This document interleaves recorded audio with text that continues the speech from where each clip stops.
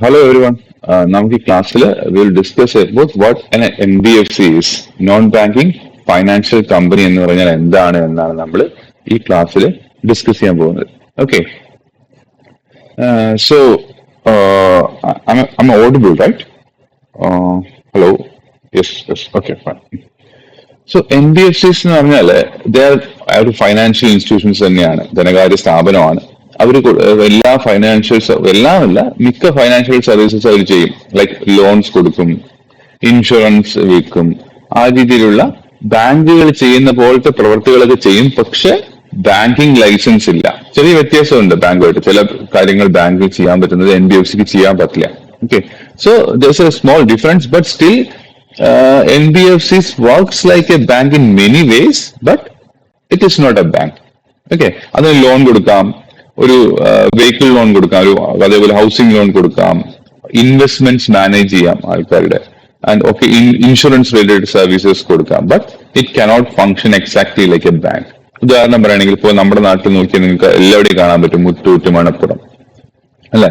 അതൊക്കെ NBFC ആണ്. അതേപോലെ ബജാജ് ഫൈനാൻസ്, ശ്രീറാം ഫൈനാൻസ്, ഇതെല്ലാം ഒരു NBFC ആണ്. ഓക്കെ, അവർക്ക് മെയിൻ ആയിട്ട് ചെയ്യാൻ പറ്റാത്ത, ബാങ്കുകൾക്ക് ചെയ്യാൻ പറ്റും പക്ഷെ മെയിൻ ആയിട്ട് ചെയ്യാൻ പറ്റാത്ത ഒരു കാര്യമാണ് ഒരു സേവിങ്സ് അക്കൗണ്ട് തുടങ്ങാൻ പറ്റില്ല. ഇപ്പൊ SBI അക്കൗണ്ട്, ഇപ്പൊ നിങ്ങൾക്ക് ATM ഒക്കെ കിട്ടുന്ന രീതിയിലുള്ള സേവിങ്സ് അക്കൗണ്ട് ഒരു NBFCക്ക് തുടങ്ങാൻ പറ്റില്ല. ഇപ്പൊ നിങ്ങൾ SBIയിൽ പോയി കഴിഞ്ഞാൽ you can open A savings account, അല്ലെ? നിങ്ങൾ സാധാരണ അക്കൗണ്ട്, സേവിങ്സ് അക്കൗണ്ട്. പക്ഷെ NBFCയിൽ പോയി കഴിഞ്ഞിട്ട് നമുക്ക് സേവിങ്സ് അക്കൗണ്ട് ഓപ്പൺ ചെയ്യാൻ പറ്റില്ല. അതേപോലെ തന്നെ ബിസിനസ്സുകാർക്കുള്ള കറണ്ട് അക്കൗണ്ടും ഓപ്പൺ ചെയ്യാൻ പറ്റില്ല. ഇതാണ് ഒരു മെയിൻ ഡിഫറൻസ് എന്ന് പറയുന്നത് NBFCയും ബാങ്ക്സും തമ്മിൽ. Okay,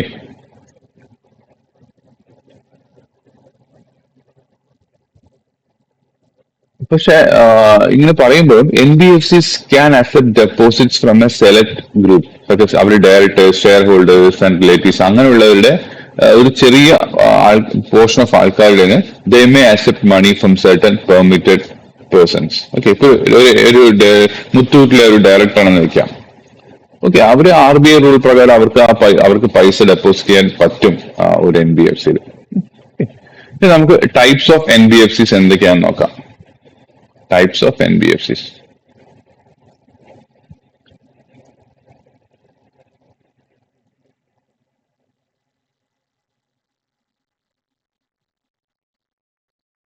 first one is investment and credit company, ICC.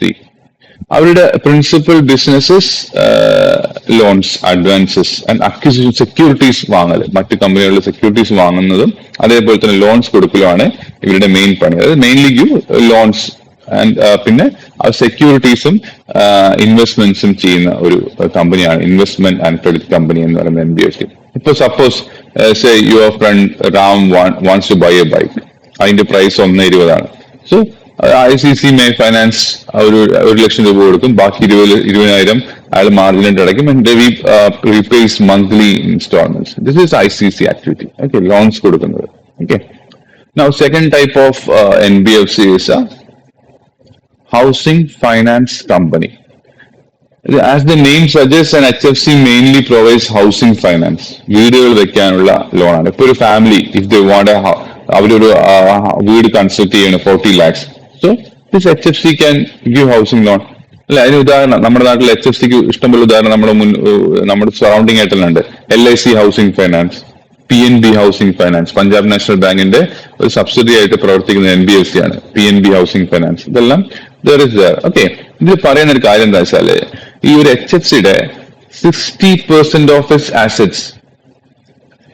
Assets എന്ന് പറഞ്ഞാൽ എന്താ, ഒരു ബാങ്ക് ആയിക്കോട്ടെ NBFC, ഇപ്പൊ ബാങ്ക് ആണെങ്കിൽ നമ്മൾ അതേപോലെ തന്നെ ഇതിലും വരുന്നത്. ബാങ്ക് ആണെങ്കിൽ എന്തായിരിക്കും അതിന്റെ അസറ്റ്സ് എന്ന് പറഞ്ഞാൽ ബാങ്കില് ലോൺസ് കൊടുത്തതായിരിക്കും ബാങ്കിന്റെ അസറ്റ്സ്. അതേമാതിരി ലയബിലിറ്റി എന്ന് പറഞ്ഞാൽ എന്തായിരിക്കും, ഡെപ്പോസിറ്റുകൾ കസ്റ്റമേഴ്സിന്റെ നിന്ന് സ്വീകരിച്ചതാണ് ബാങ്കിന്റെ കേസിൽ ഒരു അസറ്റും ലയബിലിറ്റിയും വരുന്നത്. ഓക്കെ, അതേമാതിരിയാണ് ഇവിടെ അസറ്റ്സ് എന്ന് പറയുമ്പോൾ ഇറ്റ്സ് ലോൺസ്. അപ്പോൾ NBFCയുടെ 60% ഓഫ് ദ അസറ്റ്സ്, ഈ housing finance company is A type of NBFC, അല്ലെ? അതിന്റെ 60% of the assets must be in the housing financing assets. അതായത് അതൊരു 100 രൂപ ലോണായിട്ട് കൊടുത്തിട്ടുണ്ടെങ്കിൽ അല്ലെങ്കിൽ എന്തെങ്കിലും അസറ്റ് ക്രിയേറ്റ് ചെയ്തിട്ടുണ്ടെങ്കിൽ അതിന്റെ 60 രൂപയും എന്തിലായിരിക്കണം? വീട് വെക്കാൻ വേണ്ടി കൊടുത്തിരിക്കണം. ഓക്കെ, ഇനി ഈ 60%, ഈ 60%ന്റെ 50% മിനിമം ഇൻഡിവിജ്വൽസിന് വീട് വെക്കാൻ കൊടുത്തതായിരിക്കണം. അല്ലാതെ ഒരു ഹൗസിംഗ് കമ്പനീസിനൊന്നും ആയിരിക്കാൻ പാടില്ല. ഈ പറയുന്ന ഇപ്പൊ 100 രൂപ കൊടുത്തിട്ടുണ്ടെന്ന് വെക്കുക. ഓക്കെ, അതില് 100 രൂപയുടെ അസറ്റ് ക്രിയേറ്റ് ചെയ്തിട്ടുണ്ടെങ്കിൽ അതിൽ 60 രൂപ മിനിമം 60 രൂപയെങ്കിലും എന്തിനായിരിക്കണം? വീട് പണിയാൻ വേണ്ടി കൊടുത്തായിരിക്കണം. ഇനി ആ 60 രൂപയില് മിനിമം 30 രൂപയെങ്കിലും എന്തിനായിരിക്കണം? ഇൻഡിവിജ്വൽസിന് വീട് പണിയാൻ കൊടുത്തിരിക്കുകയാണെങ്കിൽ, അല്ലാതെ ഒരു ഹൗസിംഗ് കൺസ്ട്രക്ടേഴ്സിന് വേണ്ടി കൊടുത്തായിരിക്കാൻ പാടില്ല. ഓക്കെ, ക്ലിയർ അല്ലേ? This is so most of the companies business must relate to housing. അതാണ് അവർ ഈ ഒരു കണ്ടീഷൻസ് കൊണ്ട് ഉദ്ദേശിക്കുന്നത്. ഓക്കെ, ഇനി അടുത്ത type is infrastructure finance company. Infrastructure finance company ഇതിൽ പറയുന്നത് at least 75% of the total assets should be towards the infrastructure lending. ഈ കമ്പനിയുടെ ടോട്ടൽ അസറ്റ്സ് എന്ന് പറഞ്ഞാൽ ലോൺ കൊടുത്തതായിരിക്കണം മെയിൻ ആയിട്ട് വരുന്നത് അല്ലെ. അതിന്റെ 70, അപ്പൊ ടോട്ടൽ 100 രൂപ ലോൺ കൊടുത്തിട്ടുണ്ടെങ്കിൽ അതിൽ 75 രൂപയും എന്തിനായിരിക്കണം? It should be towards the infrastructure lending. Infrastructure lending പറഞ്ഞാൽ financing highways, airports, metro rail, power plants, bridges. Okay, if an NBFC mainly finance such projects, it automatically becomes IFC. Clear? Any other type of this is Infrastructure Debt Fund NBFC. IDF, Infrastructure Debt Fund NBFC. This is complete ആയിട്ടുള്ള infrastructure പ്രൊജക്ട്സിന് ഇപ്പൊ ഏതെങ്കിലും ഒരു ബാങ്കുകളൊക്കെ loan കൊടുത്തിട്ടുണ്ടാവും. Okay, പക്ഷെ അതിന്റെ ഒരു repayment period ഒക്കെ വളരെ കൂടുതലായതുകൊണ്ട് ചിലപ്പോൾ ബാങ്കുകൾക്ക് താങ്ങാൻ പറ്റില്ല. അപ്പൊ വാട്ട് ഹാപ്പൻസ്? ഈ പറയുന്ന IDF എന്ന് പറയുന്ന ഇൻഫ്രാസ്ട്രക്ചർ ഡെപ്റ്റ് ഫണ്ട് എന്ന് പറയുന്ന NBFC അവർക്ക് റീഫൈനാൻസ് ചെയ്യും. ഇപ്പോൾ ഉദാഹരണത്തിന് കാനറ ബാങ്ക് ഒരു മെട്രോ പ്രൊജക്ടിന് ലോൺ കൊടുത്തു. ഓക്കെ, എന്നിട്ട് ആ പ്രൊജക്ട് ഒക്കെ കംപ്ലീറ്റ് ആയി. ആ കംപ്ലീറ്റ് ആയപ്പോ വാട്ട് ഹാപ്പൻഡ്? ഇതിന്റെ റീപേയ്മെന്റ് പീരീഡ് ഒക്കെ വളരെ കൂടുതലായതുകൊണ്ട് ചിലപ്പോൾ കാനറ ബാങ്കിന് താങ്ങാൻ പറ്റുന്നില്ല, അത്രയും കാലം വെയിറ്റ് ചെയ്യാൻ പറ്റില്ല. So what happens? IDF Canara ബാങ്കിന് ഫണ്ട് ചെയ്യും. ഈ കൊടുത്ത ലോൺ എമൗണ്ട് ബാക്കി എത്രയുണ്ടോ അത് ഇവർക്ക് റീഫൈനാൻസ് ചെയ്യും. This is known as റീഫൈനാൻസിങ്.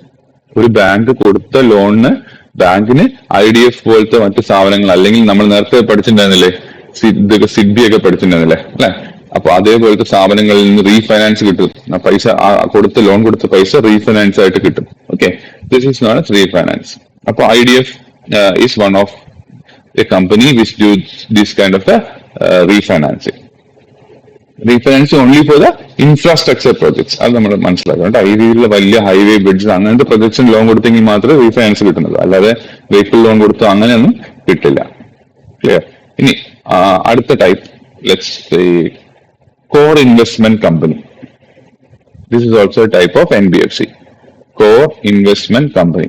This means say ഒരു ABC group എന്ന് പറഞ്ഞിട്ടൊരു ABC group of companies എന്ന് പറഞ്ഞിട്ടൊരു ഒരു ഓണറുണ്ട്. ABC group owner. അവരുടെ കീഴില് say ABC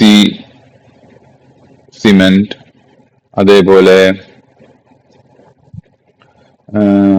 ABC Steel, ABC Finance, ഇങ്ങനെ കുറെ കമ്പനീസ് ഉണ്ട്. അപ്പൊ these are under the ownership of ABC group. Okay, അപ്പോ ഇപ്പൊ വേറൊരു companies, another company called XYZ holds shares of all these companies. Okay, ഒരു ഗ്രൂപ്പിൽ വരുന്ന കമ്പനികളുടെ ഒരു ഗ്രൂപ്പിന്റെ ഉള്ളിൽ വരുന്ന കമ്പനികളുടെ ഷെയർസ് എല്ലാം ഒരുമിച്ച് വേറെ കമ്പനിയുടെ ഉണ്ടെങ്കിൽ then this XYZ can be considered as a CIC. Okay, that holding company is similar to CIC. ബാക്കി കണ്ടീഷൻസ് കുറച്ച് സാറ്റിസ്ഫൈ ആണ്. ഇപ്പൊ മനസ്സിലായില്ലേ what is CIC? CIC mainly invest in group companies. അതായത് ഒരേ ഓണർഷിപ്പിൽ വരുന്ന കുറെ കമ്പനികളിലാണ് ഈ CIC core investment company invest ചെയ്യുക. ഓക്കെ, സോ ഒരു CICയുടെ ടോട്ടൽ ഇൻവെസ്റ്റ്മെന്റ് ഉണ്ടാവല്ലോ, അതായത് പല പല കമ്പനികളുടെ ഇൻവെസ്റ്റ്മെന്റ് ഉണ്ട്. അങ്ങനത്തെ 90% of its investment should be in this kind of group companies. Okay, അപ്പോ 100 രൂപ ഇൻവെസ്റ്റ് ചെയ്തിട്ടുണ്ടെങ്കിൽ അതിൽ 90 രൂപയും പല പല ഗ്രൂപ്പ് കമ്പനികളിലായിരിക്കണം. ക്ലിയർ?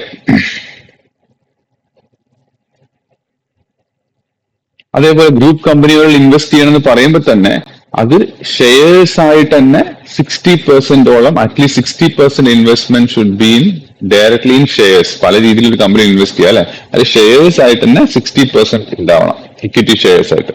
ഓക്കെ. അതേപോലെ തന്നെ ഒരു CIC ആയിട്ടുള്ള ഒരു കമ്പനിയെ ക്ലാരിഫൈ ചെയ്യണമെങ്കിൽ ആ പെർട്ടിക്കുലർ കമ്പനി, അത് ആ CIC ആവാൻ പോകുന്ന കമ്പനിയുടെ asset should be greater than 100 crores. 100 crores കൂടുതലായിരിക്കണം. അപ്പൊ ചെറിയ കമ്പനികൾക്കൊന്നും ഒരു CIC ആവാൻ പറ്റില്ല. Only large company can qualify as A CIC. ഒന്നുകൂടി ഞാൻ പറയാം, കുറച്ച് കൺഫ്യൂസിംഗ് ആണ്, ഒന്നുകൂടി എക്സ്പ്ലെയിൻ ചെയ്ത് തരാം.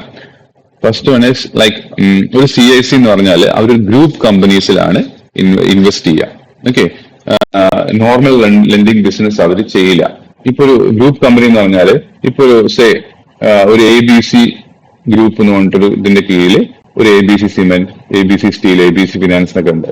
ഈ ഒരു XYZ എന്ന് പറഞ്ഞൊരു കമ്പനി ഈ ഗ്രൂപ്പുകളിലേക്കൊക്കെ നല്ല രീതിയിൽ ഇൻവെസ്റ്റ് ചെയ്യുന്നു. Then this XYZ can be qualified as A CIC if provided other conditions are satisfied. ഇനി other conditions എന്തൊക്കെയാണ്?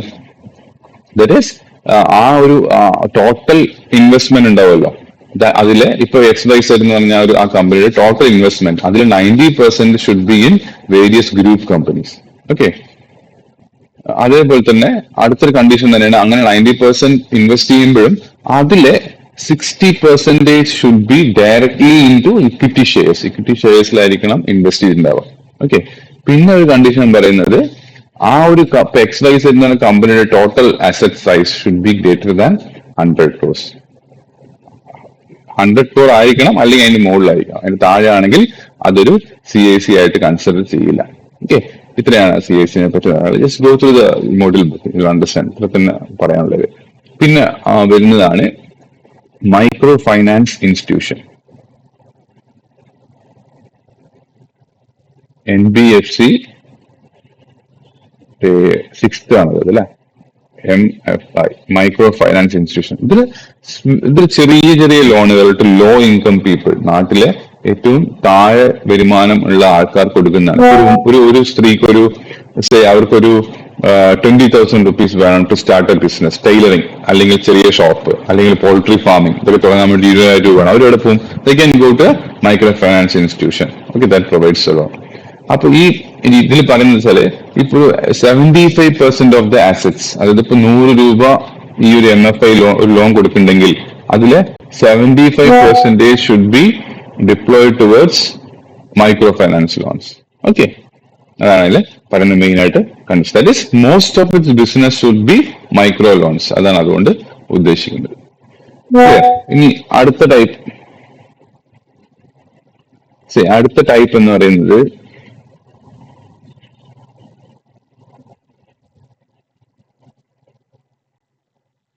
NBFC factors. അതായത് these are engaged in factoring business. Okay. Suppose ഒരു A എന്ന് പറഞ്ഞൊരു company sold goods worth ₹10 lakh to a customer X. Okay. അപ്പൊ payment വരുന്നതിന് 3 മാസം delay ഉണ്ട് നിൽക്കുക, 3 months ഡിലേ ഉണ്ട്. XAക്ക് ഈ സാധനം വിറ്റതിന് 10 ലക്ഷം രൂപയുടെ സാധനം വിറ്റു, അതിന് 3 മാസം കഴിഞ്ഞിട്ട് XAക്ക് പേയ്മെന്റ് ചെയ്യുള്ളൂ. പക്ഷെ A എന്ന് പറഞ്ഞ company needs the payment immediately. A എന്ന് പറഞ്ഞ കമ്പനി ഒരു കസ്റ്റമറിന് കുറച്ച് സാധനങ്ങൾ വിറ്റു, സേ ഫോർ 10 lakhs. അതിന് X എന്ന് പറഞ്ഞ ആണ് കസ്റ്റമറിന്റെ പേര് വെക്കുക. ആൾക്ക് 3 months സമയമുണ്ട് ഈ പൈസ കൊടുക്കാൻ. പക്ഷെ A എന്ന് പറഞ്ഞ കമ്പനിക്ക് പൈസ അപ്പൊ തന്നെ വേണം. So what happens? A എന്ന് പറഞ്ഞത് ഒരു NBFC ഫാക്ടർ എന്ന് പറഞ്ഞ ഒരു B എന്ന് പറഞ്ഞ ആളിനെ ഏൽപ്പിക്കും. ഓക്കെ. അപ്പൊ NBFC B എന്ന് പറഞ്ഞ ആൾ എന്ത് ചെയ്യുന്ന വെച്ചാൽ, B എന്ന് പറഞ്ഞ NBFC factor, this is A NBFC factor. ഈ NBFC ഫാക്ടർ എന്ത് ചെയ്യുന്ന വെച്ചാല് will give 9.5 lakhs to A and later on collect after 10 lakhs from this X. So ഈ NBFC ഫാക്ടറിന്റെ പ്രോഫിറ്റ് is 50,000. ഇതാണ് ഒരു NBFC ഫാക്ടർ എന്ന് ചെയ്യുന്നത്. That is when the company needs cash immediately, an NBFC factor buys that receivable and gives money now itself. Later on, it collects from the customer. അപ്പോൾ അതിലൊരു ചെറിയ profit ഉണ്ടാവും. ഇപ്പൊ പറഞ്ഞ മാതിരി 50,000 രൂപ ഇതിൽ പ്രോഫിറ്റ് ആണ്. ആ രീതിയിലാണ് അത് റൺ ചെയ്യുന്നത്. ക്ലിയർ? ഇനി ലെറ്റ്സ് സീ വാട്ട് അടുത്ത mortgage guarantor company. This is also A type of N NBFC. Mortgage guarantee company. This means providing guarantee for housing loans mainly. Mortgage എന്ന് പറഞ്ഞാൽ എന്താ? നമ്മുടെ ഒരു ആധാരമൊക്കെ പണയം വെച്ചിട്ട് ലോൺ എടുക്കുന്നതിന് ആ ആധാരം പണയം വെക്കുന്നതിനെയാണ് നമ്മൾ മോർഗേജ് എന്ന് പറയുന്നത്. ഓക്കെ, സോ ഈ MGC ഒരു ബാങ്ക് ഒരു എ എന്ന് പറഞ്ഞ ഒരാൾക്ക് ഹൗസിംഗ് ലോൺ കൊടുത്തു. So what MGC promises? ഇതിന് MGC റോൾ എന്താ? MGC പ്രോമിസസ് ഇഫ് എ പൈസ തിരിച്ചടച്ചില്ലെങ്കിൽ ആ ബാങ്കിന് പൈസ ആര് കൊടുക്കും? MGC കൊടുക്കും. Okay, this is kind of അയാൾക്ക് വല്ല കമ്മീഷനൊക്കെ ഉണ്ടാവും അങ്ങനെ സർവീസ് ചെയ്യുന്നതിന്. So this reduces banks risk. Okay, so MGC mainly provides guarantee four housing loans. ഒരു ബാങ്ക് ഹൗസിംഗ് ലോൺ ഒരാൾ കൊടുക്കും.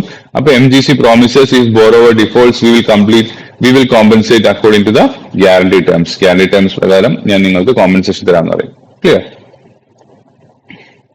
Then another type of NBFC is standalone primary dealers, SPDs. ഇത് പ്രത്യേകിച്ചൊന്നും ഇതിൽ പറയാനില്ല. അവർ മെയിൻലി ഗവൺമെന്റ് സെക്യൂരിറ്റീസിൽ ഡീൽ ചെയ്യുന്ന ഒരു NBFCs ആണ്. Okay, what are government securities? Government securities എന്ന് പറഞ്ഞാൽ loan taken by government from public. Treasury bills, government bonds ഒക്കെ വെച്ചിട്ട് പബ്ലിക്കിൽ നിന്ന് പൈസ വാങ്ങും. So this SPDs deal mainly in government securities. അവർ ഗവൺമെന്റ് സെക്യൂരിറ്റീസ് ഓപ്ഷൻ ചെയ്യും, ലേലം ഉണ്ടാവും, അതിലൊക്കെ അവർ പാർട്ടിസിപ്പേറ്റ് ചെയ്യുന്നത്. They buy and sell the government securities so that is liquidity in the market is maintained. Okay, that is what they do. And 10th one is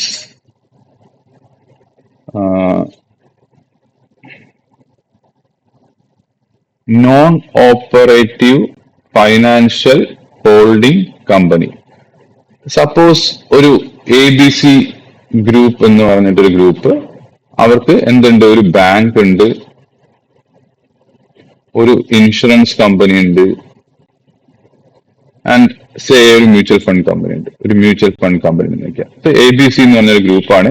ആ ഗ്രൂപ്പിന് ഒരു ബാങ്ക് ഉണ്ട്, ഒരു ഇൻഷുറൻസ് കമ്പനി ഉണ്ട്, മ്യൂച്വൽ ഫണ്ട് ഉണ്ട്. Okay, അപ്പോ ഇത് മൂന്നിലും ഷെയർസ് ഉള്ള ഒരു കമ്പനി എക്സിസ്റ്റ് XYZ കമ്പനി എന്ന് പറഞ്ഞിട്ട് കമ്പനി ഉണ്ടെന്ന് വെക്കാം.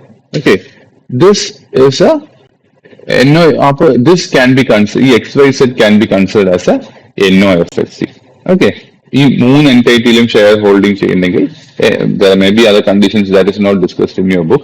So let's keep it simple. ഒരു ABC എന്ന് പറഞ്ഞ ഗ്രൂപ്പ് ഉണ്ട്, അതിന്റെ കീഴിൽ കുറച്ച് ബാങ്ക് ഉണ്ട്, ഒരു ബാങ്ക് ഉണ്ട്, കുറച്ച് ബാങ്കല്ല, ഒരു ബാങ്ക് ഉണ്ട്, ഒരു ഇൻഷുറൻസ് കമ്പനി ഉണ്ട്, ഒരു മ്യൂച്വൽ ഫണ്ട്. ഈ മൂന്നിലും ഷെയർസ് XYZ എന്ന് പറഞ്ഞിട്ടൊരു കമ്പനിക്ക് പുറത്തായിട്ടുണ്ടെങ്കിൽ then XYZ can be considered as a non-operative financial holding company. Clear? Now the 11th one is this is something new. പുതിയൊരു അഡീഷൻ ആണ് to Indian financial markets. This is NBFC account aggregator. NBFC account aggregator. Okay, this എന്താ സംഭവം വെച്ചാല് it collects your financial information from different institutions and presents it in one place. അതായത് ഇപ്പൊ നിങ്ങൾ ഇപ്പോൾ state ബാങ്കിൽ നിങ്ങൾ ലോൺ എടുക്കാൻ പോയി നോക്കാം. Okay, if you visit SBI State Bank for taking a loan, അപ്പൊ ആദ്യം അവർ ബേസിക് ആയിട്ട് ചോദിക്കും and your account is with Canara Bank. അപ്പൊ അവർ ചോദിക്കും കാനറ ബാങ്കിന്റെ സ്റ്റേറ്റ്മെന്റ് കൊണ്ടുവരാൻ പറയും. Because they want to check your transaction details before giving a loan. If you have the account aggregator, what happens is that നമുക്ക് അവിടുന്ന് തന്നെ ഈ അക്കൗണ്ട് സ്റ്റേറ്റ്മെന്റ് കാനറ ബാങ്കിൽ പോവാതെ അക്കൗണ്ട് അഗ്രിഗേറ്റർ വഴി നമ്മൾക്ക് തന്നെ അപ്പൊ തന്നെ ഇവർക്ക് നമ്മുടെ മറ്റ് ബാങ്കിലുള്ള ട്രാൻസാക്ഷൻസ് കാണിച്ചു കൊടുക്കാൻ പറ്റും. This is the main use of the account aggregator. Okay, electronically നമുക്ക് ഡിജിറ്റലി ആയിട്ട് അവർക്ക് അവിടെ പോയിട്ട് കാനറ ബാങ്കിൽ പോയിട്ട് സ്റ്റേറ്റ്മെന്റ് വാങ്ങാതെ ഇലക്ട്രോണിക്കലി തന്നെ നമുക്ക് ലഭ്യമാവുകയാണ് അവിടുത്തെ നമ്മുടെ ഡീറ്റെയിൽസ്. നമ്മുടെ ഏത് ബാങ്കിലെ ഡീറ്റെയിൽസും നമുക്ക് അക്കൗണ്ട്. അപ്പൊ നമ്മുടെ ട്രാൻസാക്ഷൻസ് ഒക്കെ സ്റ്റേറ്റ് ബാങ്കിൽ നോക്കാം, മറ്റു ബാങ്കുകളിലെ ഇലക്ട്രോണിക്കലി ചെക്ക് ചെയ്ത് കഴിഞ്ഞാൽ നമുക്ക് ട്രാൻസാക്ഷൻ നല്ലതാണെങ്കിൽ പെട്ടെന്ന് ലോൺ പാസ്സാക്കും. അതിന് കൂടുതൽ ടൈം നമുക്ക് അവിടെ ബാങ്കിൽ പോയി സ്റ്റേറ്റ്മെന്റ് വാങ്ങി കൊടുക്കേണ്ട അങ്ങനത്തെ ആവശ്യകതയൊന്നും ഇല്ല.